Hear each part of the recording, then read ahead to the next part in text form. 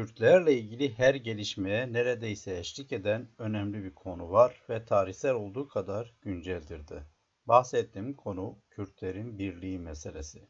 Kürtler neden birlik olmuyorlar ya da olamıyorlar? Ne zamandan beri bu mesele dile getiriliyor? Kürtlerin birlik meselesi nasıl tarif ediliyor? Engel olarak öne sürülen başlıklar nelerdir? Peki çözüm ne olacak? Bu konuda kim ne düşünüyor, neyi ileri sürüyor?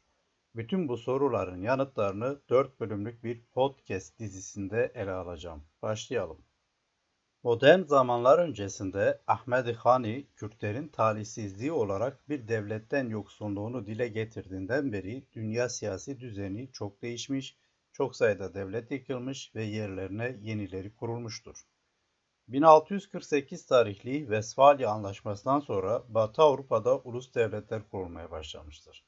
1800'lü yıllarda milletlerin devletlerini kurma fikri ve çabası gerek Avrupa'nın doğusuna gerekse de sömürgelere, örneğin Latin Amerika'ya doğru yayılmış ve sonuç almıştır. Birinci Dünya Savaşı'nın ardından tamamen tarih sahnesinden çekilen klasik imparatorlukların enkazından çok sayıda ulus devlet ortaya çıkmıştır.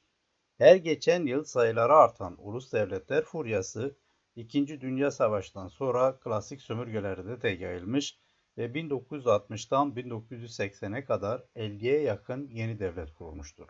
Sovyetler Birliği ile Yugoslavya'nın yıkılışı gibi dünya siyasi haritasını değiştiren gelişmelerin ardından günümüze kadar en az 20 yeni devlet daha ortaya çıkmıştır. Bu arada Avrupa Birliği gibi ulus devlet modelini aşan siyasi projeler ile verili devletlerin toprak bütünlüklerinin korunması amacıyla azınlık veya etnik grup haklarının tanınmasına yönelik siyasi reform çabaları önemli sonuçlar üretmelerine karşın bu tür çabalar da yeni devlet arayışlarını önleyememiştir. Dünyanın dört bir yanında yüzlerce millet bir devlet kurmak anlamında kaderini tayin hakkından nasiplenmişken çok azı bundan mahrum kalmıştır. Bu milletlerden biri de nüfusu 40 milyon civarında tahmin edilen ve dünyanın en büyük devletsiz milleti olarak kabul edilen Kürtlerdir. Milletin kaderini tayin hakkını bağımsız devlet kurmakla özdeş olarak değerlendiren çok sayıda Kürt siyasi oluşumuna ve bunların mücadelelerine rağmen ortaya çıkan sonuç başarısızlık olmuş ve dünyadaki 200'den fazla devlet arasında hala bir Kürt devleti yer edinememiştir. Bu karamsar tablo elbette Kürtler açısından üzerinde düşünülmesi gereken ve 10 yıllardır düşünülen bir durumdur. Her şeyden önce Kürt milliyetçileri açısından umut kırıcı ve iç açıcı olmayan bir durumdan söz ediyoruz. Öbür yandan bu olumsuz tablo araştırmacı Vadi Civadeh'in dikkat çektiği gibi Kürt milliyetçilerin pes etmesine yol açmamış, aksine hayal kırıklığı kadar öfkeyi de biriktirmiştir. Hatta Avrupa tarihi gibi kült kitaplardan birini imza atmış olan Norman Davies'in milliyetçiliğin yalnızca başarma olasılığının en fazla olduğu yerlerde filizlenmediği, tam tersine yenilgi ve baskıyla beslendiği ve dolayısıyla neredeyse ulusal fikirlerin ateşliliğinin başarının imkansızlığıyla orantılı olarak arttığı şeklindeki tespiti Kürtler için de geçerli kabul edilebilir. Bununla birlikte bütün olumsuz gelişmelere rağmen Kürt milliyetçiliğinin tırmanışta olan trendi, Kürtlerin kaderlerini tayin etme haklarından mahrum kaldığı veya bırakıldığı gerçeğini elbette ortadan kaldırmıyor. Kürtlerin devletleşememeleri ise öteden beri önemli tartışmaların konusu olarak gelmiştir. 17. yüzyılda yaşamış olan Kürt şair ve alim Ahmed Hani'den beri Kürtler neden devlet kuramadıklarına ilişkin gerekçeler bulmaya çalışmıştır. Avrupa Birliği'nin üyelerinden biri olan Lüksemburg, 2586 kilometre karelik bir coğrafyaya ve 2017 itibariyle 570 bin nüfusa sahiptir. Lüksemburg sadece kendi yurttaşları ve üyesi olduğu AB için değil, aynı zamanda örneğin Kürtlerin geleceklerini ilgilendiren birçok meselede de söz hakkına sahiptir. Peki ama nüfusu birçok Kürt kentinin nüfusundan bile daha az olan, örneğin Van, Diyarbakır, Erbil 1 milyondan fazla nüfusa sahiptir. Bütün bu kentlerin nüfuslarından bile az bir nüfusa sahip olan Lüksemburg nasıl olur da bir devlet olabiliyor da 500 bin kilometre karelik coğrafyaya sahip olarak tahayyül edilen Kürdistan olamıyor? İsmail Beşikçi haklı olarak soruyor. Şöyle diyor. Lüksemburg hangi artılarından dolayı 40 milyonluk Kürt'ün geleceğini belirleme hakkı kazanmış. 40 milyonluk Kürt hangi eksilerinden dolayı hiç de adil olmayan bu uluslararası nizama itaat etmek zorunda kalmış? İsmail Beşikçi bu kışkırtıcı soruları sorarken yanıt için belki de Birleşmiş Milletler'in milletin kaderini tayin hakkı için ortaya koyduğu şartlara bakmak gerekebilir. Öncelikle uluslararası belgelerde devlet kurmak anlamda kaderini tayin edebilmek için millet olmak gerekmektedir. Bu durumda milletin tanımlanması gerekecektir ki hala üzerinde uzlaşılamamışsa da en azından UNESCO'nun çizdiği çerçeve milletin tanımı için geçerli kabul edilebilir.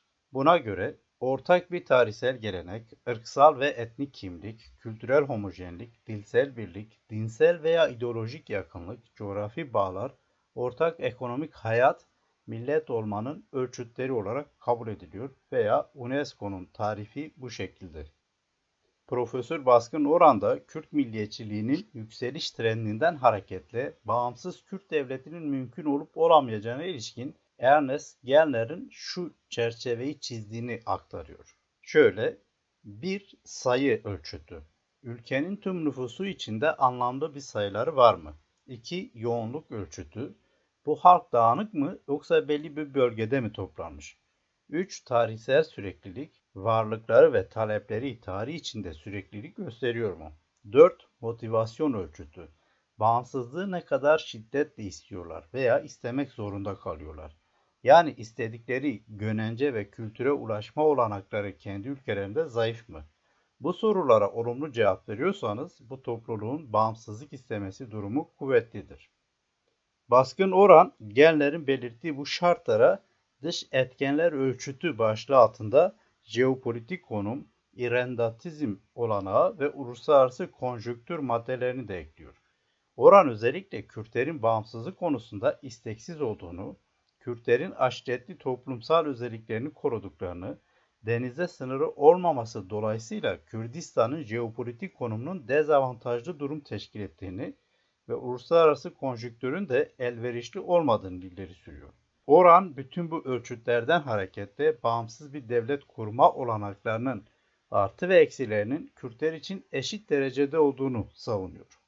Öncelikle Ernest Gellner'in ölçütleri dikkate alındığında aslında baskın oranın aksine sonuçlara varmak mümkündür. Dünyada 150 bin nüfusluk devletler varken sadece Türkiye'deki en az 15 milyon Kürt fazlasıyla devlet kurma veya ayrılma anlamında kaderini tayin hakkına sahiptir. Türkiye'deki nüfusu önemli bir oranda Doğu ve Güneydoğu diye tarif edilen Kürdistan'ın kuzeyinde toplandığına göre Kürtler yoğunluk kıstasına da uygundur. 1900'lerin başından bu yana Kürt milliyetçi hareketlerinden herhangi bir kesinti olmadığına göre tarihsel süreklilik de tamamdır. Jeopolitik konumu açısından Kürtler Türkiye'nin ve İran, Irak ve Suriye'nin ortalarında bir yerde değil, sınır bölgelerinde yaşamakta ve bu bağımsızlık hedefini kolaylaştırmaktadır. Ancak denizle sınırın olmaması eksi bir durum yaratabilir ki denizle sınırı olmayan onlarca devlet kurulabiliyorsa Kürt devleti neden kurulamazsın? Devletlerin sınırlarına yakın bölgeleri oradaki soydaşlarını gerekçe göstererek ilhak etme siyaseti olan irredentizm olasılığı açısından bakıldığında Kürtler dört devletin aralarına koyduğu sınırların kıyılarında yaşamakta ve bu durum bağımsızlık isteklerini ayrıca artırmaktadır. Uluslararası konjonktür açısından ise en azından azınlık, etnik ve kültürel grupların hakları dünyada önemli bir değer haline gelmiştir ve bu durum Kürtleri umutlandırmaktadır. Kaldı ki Irak Kürdistan bölgesinin federasyon hatta fiili devlet konumu ve Suriye'deki Rojava Kürt bölgesindeki fiili egemenlik durumu bölgesel ve uluslararası konjonktürün birçok ciddi belirsizliğe rağmen hiçbir zaman olmadığı kadar dikkate değer olanaklar sunduğunu da göstermektedir. Öteden beri geleneksel Kürt toplum yapılarının aşiret vesaire varlığı ise bağımsızlığın önünde engel olarak değerlendirile gelmiştir. Ancak günümüzde durumun çok değiştiğini vurgulamak gerekecektir. Nihayetinde aşiretler duygusal açıdan hala bir aidiyet biçimi olarak yer yer varlığını koruyorsa da sosyal, siyasal ve ekonomik açıdan nüfus büyük oranda şehirleşmiş, Kürt toplumdaki etkisini dolayısıyla bu tür yapılar yitirmiştir denebilir. veya en azından sosyopolitik bir kurum olarak aşiretin örneğin 100 yıl öncesine göre belirleyici olmadığı açıktır. Kaldı ki geleneksel yapılar Kürtlere özgü değildir ve sadece Afrika'da sayısız aşiret devletinin varlığı söz konusuyken bu gerekçenin Kürtlerin önüne sürülmesi objektif davranılmadığını göstermektedir. Baskın oranın Ernest Gellner'in ortaya koyduğunu söylediği ölçütler çerçevesinde Kürtlerin bağımsızlık ihtimalini veya isteklerini, arzularını değerlendirdiğini belirttim ve buna karşı da aslında gerçeğin nasıl olabileceğini yani Ernest Gellner'in ileri sürdüğü belirtilen ölçütler bile dikkate alındığında durumun Kürtler lehine olduğunu ortaya koymaya çalıştım ve devam edeyim. Bu durumda bütün bu belirttiklerimden sonra Lüksemburglular veya daha az nüfuslu milletler kaderlerini tayin hakkından istifade edebilmişken ve genel geçer ölçütler de uygun olduğu halde neden Kürtler bu haktan mahrum kalmıştır? Bu soruya örneğin şerefnamede geçtiği biçimiyle Kürt ziyaretçisinin savaşçı ve korkunç bakışlarından huzursuz olan Hazreti Muhammed'in Allah'a Kürtleri birleştirmemeleri için dua ettiği ve böylece Kürtlerin lanetlendiği rivayetiyle yanıt vermek elbette tatmin edici ve daha doğrusu gerçekçi olmayacaktır. Anlaşılacağı üzere bu sorunun yanıtı Şerefhane Bitlisi'nin yaşadığı 16. yüzyıldan beri Kürtleri meşgul etmektedir. Bu nedenle Ahmed Hani Bitlisi'den 100 yıl sonra 17. yüzyılda soruyu şöyle sormuştur. Şaştım kaldım ne var Allah'ın hikmetinde ki Kürtler şu dünya devletinin içerisinde. Acaba neden böyle mahrum kalmışlar? Neden dolayı hep yönetilen olmuşlar? Ahmed Hani'den beri baki olan sorunun yanıtı aslında Kürtlerle ilgili yazılmış çok sayıda tarihsel, edebi, siyasi metinde ve Kürt hareketlerinin söylem ve belgelerinde ortak bazı başlıklar altında verilmiştir. Yanıtlar arasında örneğin bölge devletlerinin güçlü olmaları, uluslararası siyasetin Kürtlerden yana olmaması gibi dışsal faktörlerin önemli bir yer tuttuğu söylenebilir ki bu hakikaten de Kürtlerin bugüne değin arzu ettikleri biçimde bir millet olarak herhangi bir statüye sahip olamamalarını izah eder. Ancak bu dışsal faktörler kadar önemli bazı içsel faktörler de Kürtlerin statüsüz kalmalarının ve Ahmedi Hani'nin ifade ettiği biçimiyle hep yönetilen olmalarının nedenleri olarak dikkat çekmiştir. Ki bunlar bazı durumlarda dışsal faktörlerden bile daha önemli hale gelebilmektedir. Girişte de dikkat çektiğim üzere bu yayın serisiyle bahsettiğim hususlarla bağlantılı olarak Kürtlerin yıllardır gündeminde yer alan bir konuyu ele alacağım. Kürtlerin birliği mevzusu. Biraz önce de belirttiğim gibi içsel faktörler derken esasında çoğu Kürt milliyetçisinin aklına ilk elden birlik meselesi gelir. Çünkü Kürtlerin birlikten yoksun oluşlarının birçok önemli faktör kadar hatta hepsinden bile daha fazla Kürtlerin kadersizliği ve geleceksizliği üzerine etki ettiği belirtilir. Peki Kürtlerin birliğini engelleyen nedir? Dış devletlerin veya Kürtleri egemenlik altında tutan devletlerin Kürtler arasında nifak tohumları ekmek, Kürtleri sürekli birbirleriyle çatıştırarak güçsüz kılmak, bir araya gelmelerini engellemek, aralarına sınırlar çekmek vesaire gibi siyasetleri olduğu biliniyor. Zaten tecrübe de ediyoruz. Uluslararası siyasetin de Kürtlerin birliğini engelleyen önemli parametreleri olduğu kabul edilebilir.